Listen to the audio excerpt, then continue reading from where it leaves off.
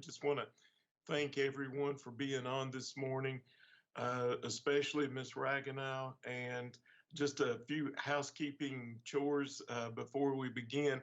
I apologize in advance for how many times I'm going to screw up in within the time period of our meeting. But if anyone wants to speak, of course, we can only see four panes at one time. Please type in the message and we'll try to make sure that you get recognized. Everyone's input, as always, is extremely valuable. Like to also thank Ms. Jennifer Fraker for agreeing to take the roll call votes, which are required this morning. And I believe for approval purposes, we need to state your name, and because of the lag time, that'll give an opportunity when each of us state our name and how we vote, that'll be much easier for Ms. Fraker to kind of tally and to keep up with. Certainly want to emphasize the remarks. If those of you were away or didn't hear Mr. Raleigh's comments complimenting Interim Commissioner Brown regarding the communication level, we all thank you, Commissioner, and regardless whatever they're paying you, it's not enough, and we all realize and know that, and we appreciate you during this time, and you've set the bar a whole lot higher for whoever follows you. Just want you to know that. At this time, we'll go ahead and get started with the meeting. Ask everyone to please mute their mics at this time and begin with regulations for a second reading amendment to 701 KAR 8:020 evaluation of charter school authorizers. And again, this is a second reading. So Dr. Kelly Foster. Good morning. Can everybody hear me okay? Good morning. Yes. I also have with me today, virtually somewhere, my policy advisor, Whitney Crow. As Superintendent Green mentioned, this is the second reading of this regulation to waive the charter school authorizer training for the local school boards. And we have made a couple additional changes just to kind of clean up the regulation since it was first presented to you. And so at this time, I will turn it over to Whitney so she can highlight those changes for you all. Hey, good morning. Can you hear me as well? Yes. Great. So the first change that we want to bring to your attention is on page 14 of the regulation. We have deleted some requirements that the Department of Education produce an application scoring rubric. This goes beyond really what the department is required to do in statute. And I would just say deleting it doesn't mean we can't or we won't produce that kind of guidance in the future. It's really just necessary at this point to untie our hands a little bit and remove some of those more burdensome requirements and restrictions that the KBE placed on itself through the promulgation of this regulation and that language specifically. The other major change that we've made, or more substantive change, I don't know that it's major, but it's in section 11. We are deleting some extensive reporting requirements. There is already some charter activity reporting that is required in statute. This language in section 11 goes beyond what's required in statute. And again, given the limited charter activity that we've had since these statutes went into effect back in 2017, having this extensive of reporting on the activity seems unnecessary at this time. I'd be happy to answer any questions or receive any feedback that you have about either of those changes or any other portion of the reg. Do we have any comments or questions or discussion?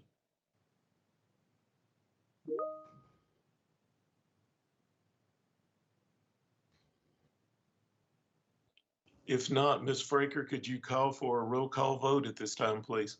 I certainly will. Danny Adkins. Yes. Oh, just a moment. This is Todd. Could we get a motion and a second and then roll call vote? I'll make a motion. Danny Adkins. David Raleigh, I'll second.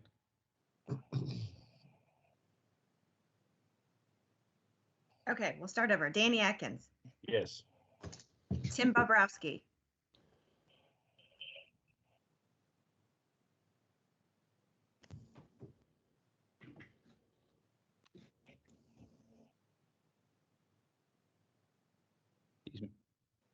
Are you still muted? Are you muted? Ah, Yes. okay. Yes, you're muted. Dr. Bobrowski, you're muted. Now How try. about now? Now. There you go. Okay, Perfect. yes. Thank you.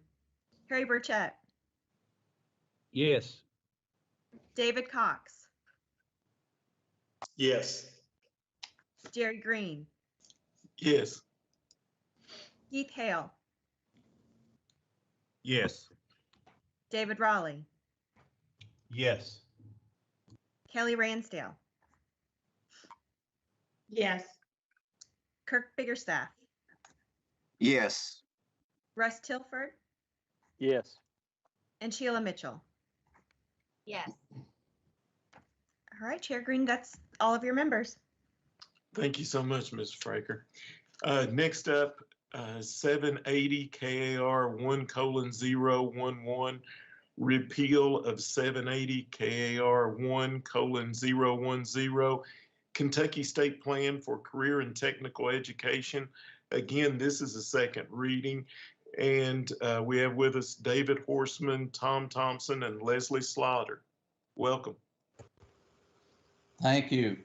Good morning, everyone. This is a simple change. Perkins 4 was incorporated by reference into this regulation. And now that we're in Perkins 5, there's no longer a need for this regulation. So that's why we're asking to repeal. Anybody have any questions?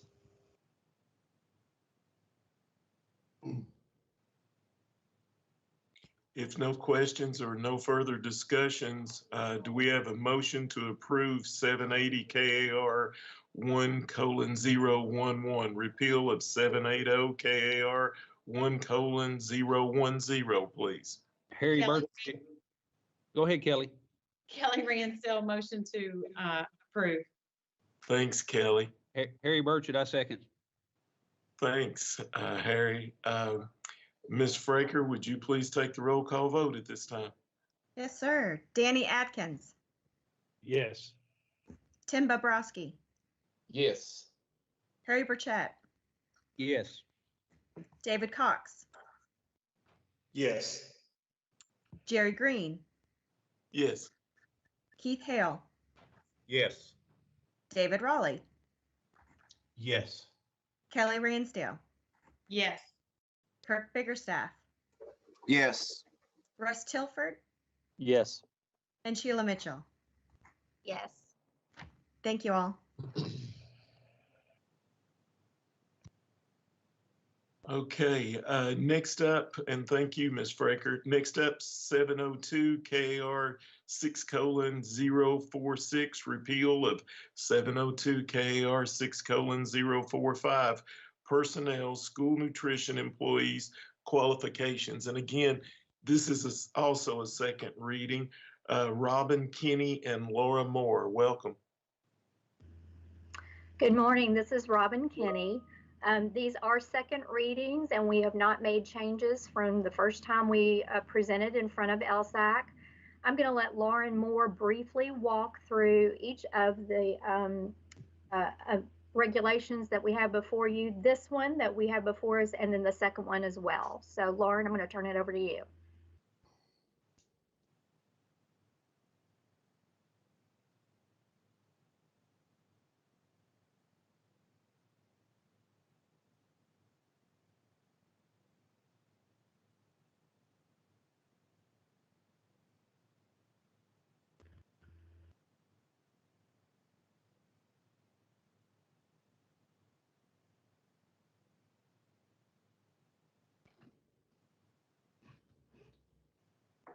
Okay, we're not hearing Lauren.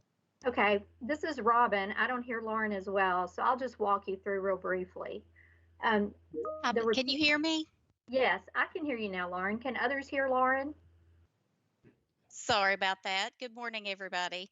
I'm just gonna briefly summarize the repeal of 702 KAR 6045. This regulation outlines training requirements for district food service personnel. This regulation, the state regulation actually preceded the federal requirements that were put in place in 2015. The state regulation we are proposing to repeal requires the same training topics for all staff at all levels, and also the same amount of hours in the initial year of hire, and also in the subsequent years, the annual training hours are the same. The federal requirements we have now and have had since 2015 actually have more training requirement hour, more annual training hour requirements for directors and the manager level. And also after that initial year of hire, those annual training hours are stay at a higher level for those higher staff levels. It also gives some additional flexibility in the training topics so that you can tailor your training to those higher levels of staff. And so we have districts, I think the most important thing here to communicate is that districts have already been following those federal requirements. We were following both, and so we're just requesting to repeal the state requirements to only have one set of professional standards that our food service staff follow. And I would be happy to take any questions you may have.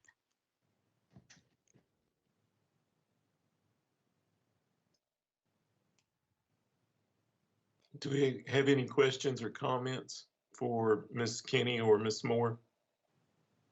If not, do we have a motion to approve 702 KAR 6:046 repeal of 702 KAR 6:045 personnel school nutrition employee qualifications? I'll make a motion to approve.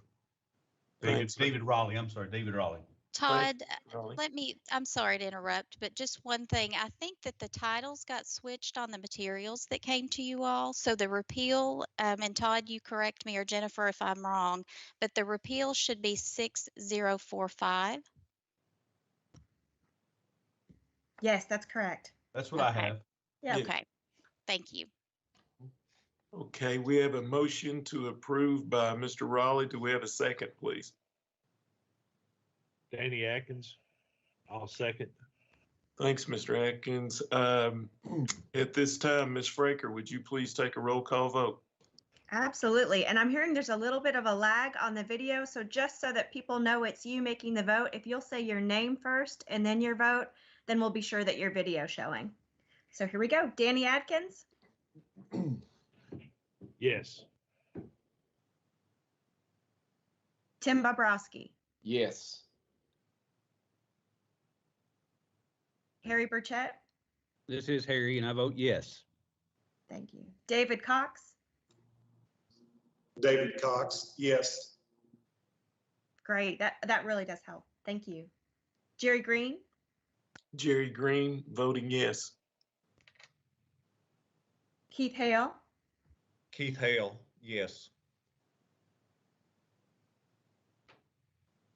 David Raleigh, David Raleigh, yes. Kelly Ransdale, Kelly Ransdale, I vote yes. Kirk Biggerstaff,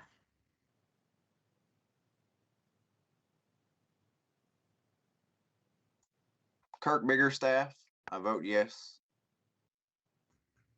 Russ Tilford, Russ Tilford, yes. Sheila Mitchell. Sheila Mitchell, voting yes. All right. Thank you, everyone. Thank you, Ms. Fraker. The last item we have is amendment to 702 KAR 6:040 personnel policies and procedures, a second reading also. Again, Ms. Robin Kinney and Ms. Laura Moore.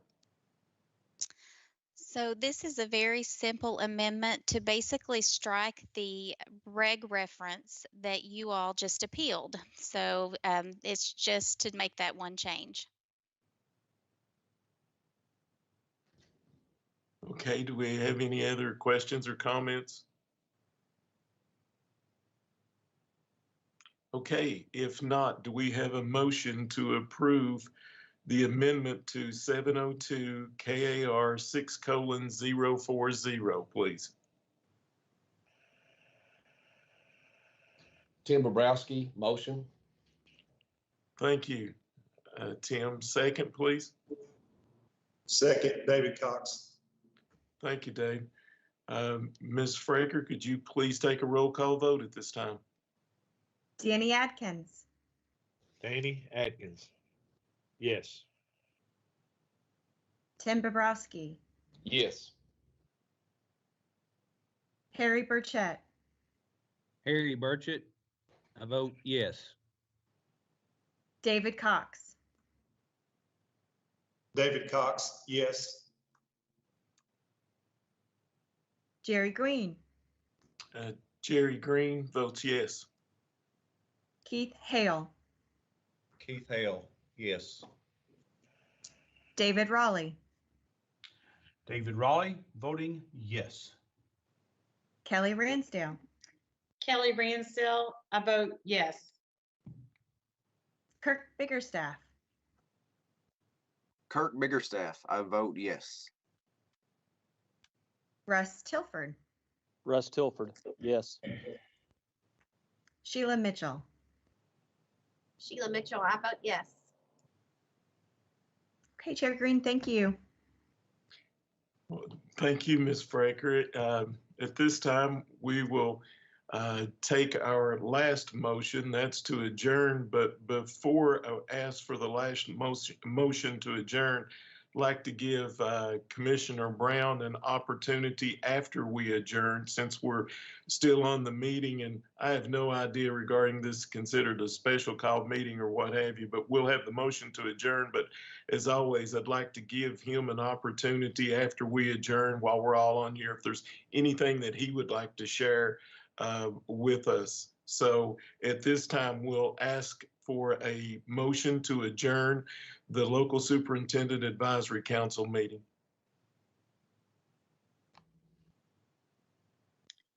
Kelly Ransdale, motion to adjourn. Thanks, Kelly. A second, please. Russ Tilford, second. Thanks, Russ.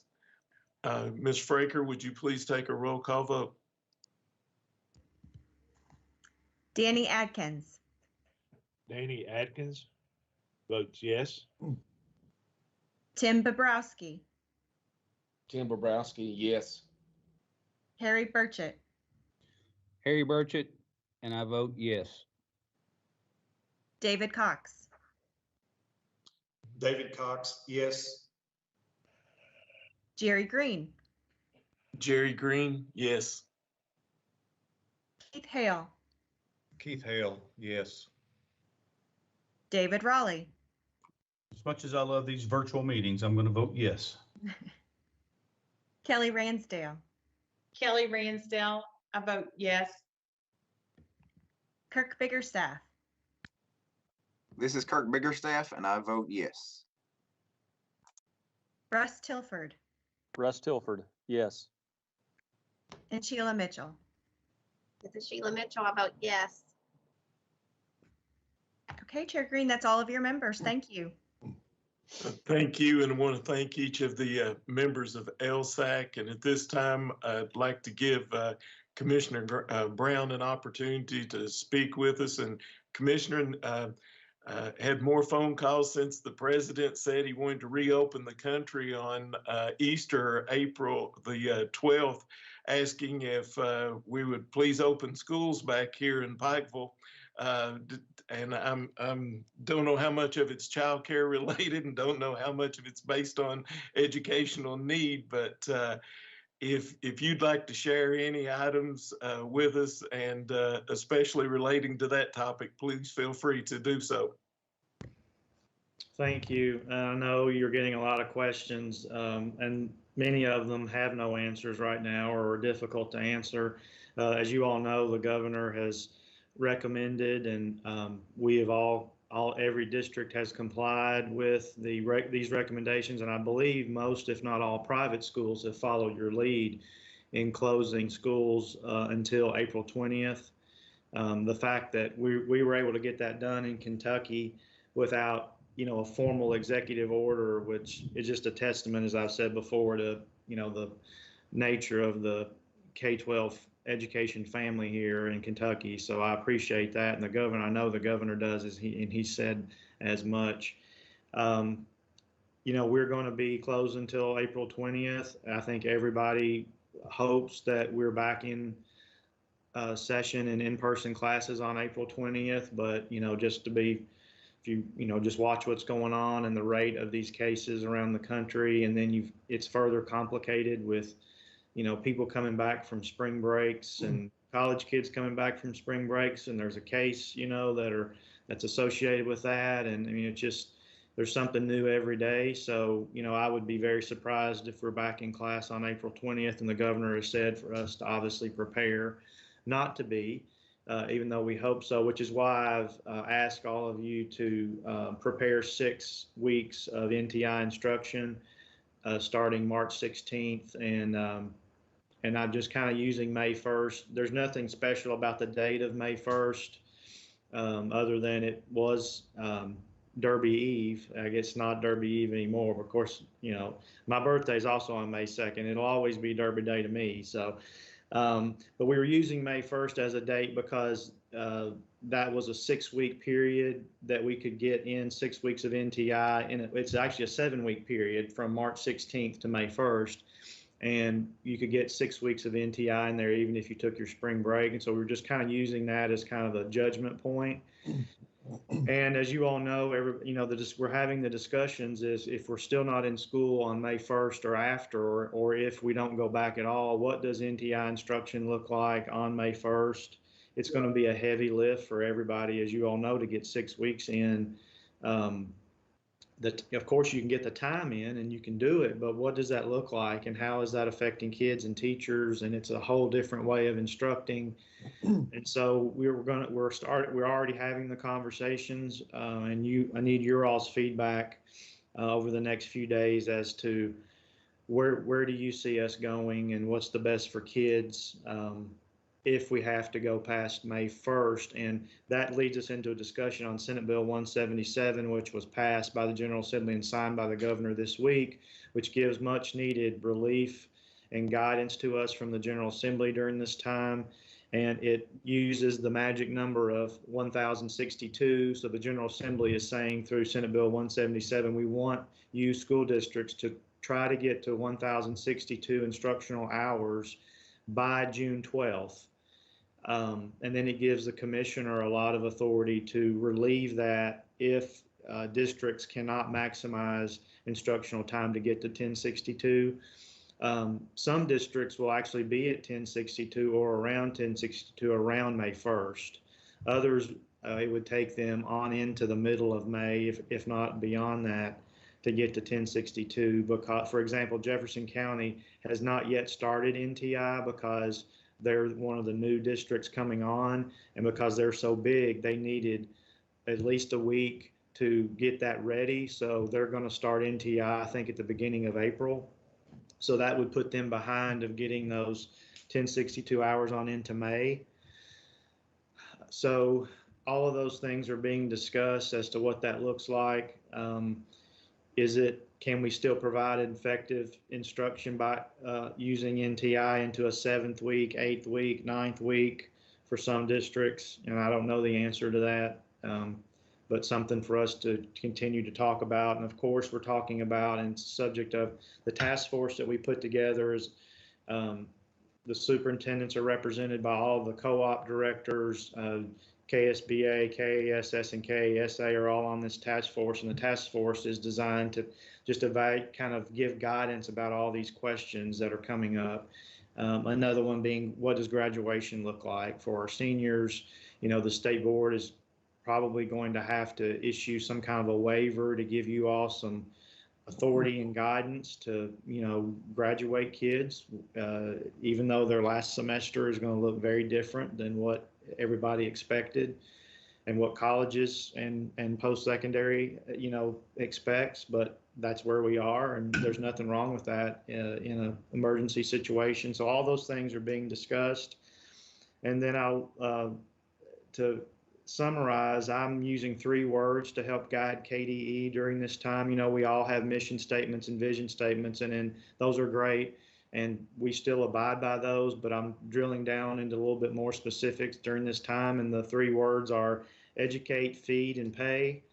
And educate, of course, we have an obligation at the department to support you as you're educating and supporting kids during this time using non-traditional means. And then feed, the next obligation we have as a state is to, we have the infrastructure to feed kids through school districts. And I believe we only have 1 county where we're not covering kids under some type of feeding program through a school district. And that wasn't the case 10 days ago, because we still had districts and areas that were not covered, and folks really stepped up to the plate to get on summer feeding during this time. So that is something that is we have to continue to do. And then during the summer feeding has never been more important.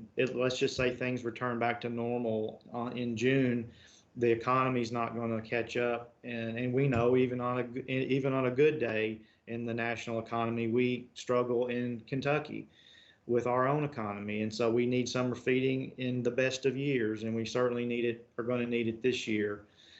But we all know there could be problems with summer feeding because, you know, if the virus continues to spread, and there was a school district yesterday that had a food service worker who has had to be tested, and so a letter had to go out to families, and it was very well done. And we're going to share that with you in case you have similar occurrences. But you know, we may have to look at doing food service differently as things change. And we're having conversations with USDA almost every day about what does that look like? What does it look like if school districts may actually, what about if districts need to bring in community volunteers to help put food sacks together if for some reason food service workers couldn't come in? Is that permitted under the regs? Whereas in a normal time it wouldn't be, because those individuals wouldn't be trained. And obviously still getting feedback from the Department of Public Health.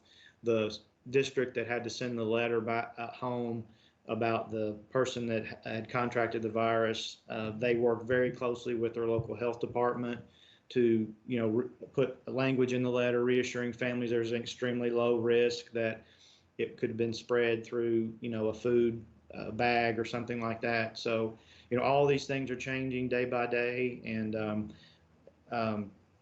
so we're trying to get that information out to you. I still have the 3rd word though. So the first two, the first is educate, feed, and the 3rd is pay, for lack of a better term.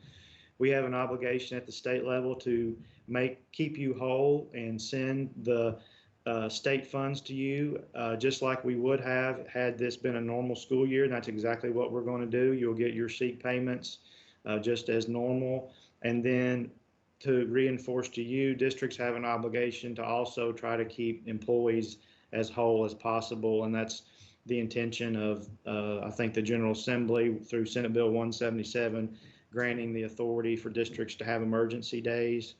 And then there's even been some language in Congress about local school districts needing to continue to pay people through this as part of the criteria for receiving relief aid for states. I'm not sure if that language made it in the final bill or not, but my point is that I think everybody understands that school districts are a vibrant part of local economies, and that we need to try to take care of our employees the best we can, and acting in good faith to the taxpayer, and for particularly your classified folks, trying to be as creative as possible to get them their contract days by giving them training or other things to do.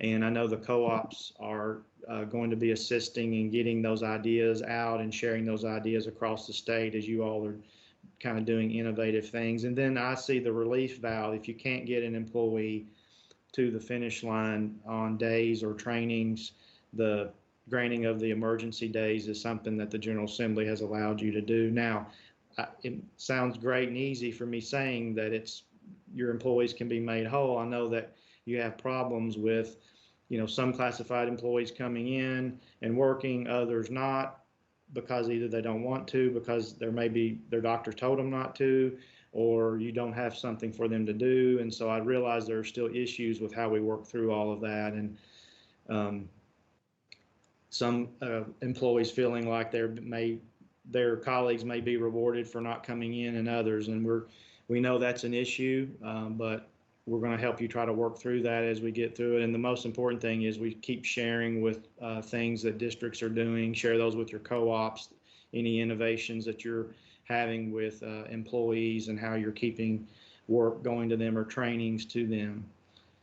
So that's a lot, but that's a pretty good summary. Oh, and then of course we canceled testing. So we don't have a formal approval from USAID, but we have tentative approval. But I didn't want to wait for the formal approval, and you all, that's one less thing that you all need to be worrying about right now. So we no K-Prep in the spring of 2020, and then all the accountability determinations just stay constant until we get to the next year.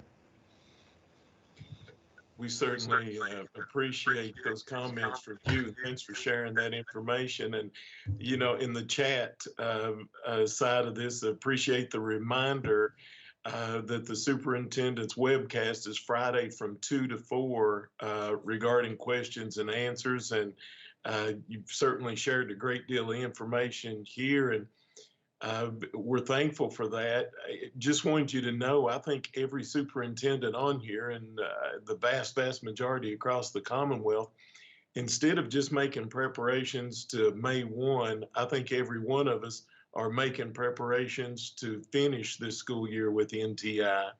And don't get me wrong, we're all hopeful that we'll come back before then, but I don't know that anybody is ordering prom invitations or graduation invitations at this point. I think everyone has those on hold, and I don't want to be negative in any way, but I believe that most all of us are preparing for the worst. I think that's exactly right.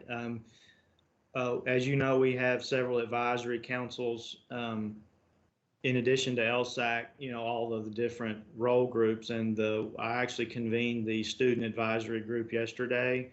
They're probably our toughest and most thoughtful advisory group, but I tell you, I was just amazed at how they are taking this in stride. And actually several of the members sent an email back and said, I can't come to your call because I have a class at that time, an online class. And I said, well, just tell the teacher that the commissioner needs you on a call. And they were able to come to the call. But that was reassuring to me, because it was like, wow, things are still going on. And of course, they identified some issues, and the AP classes are a heavy lift for them. On NTI, and not having that classroom interaction. And they were talking some about, you know, the social, emotional aspect of it, and that, you know, it's not all rosy, but the fact that they're persevering, and it kind of was very reassuring to me.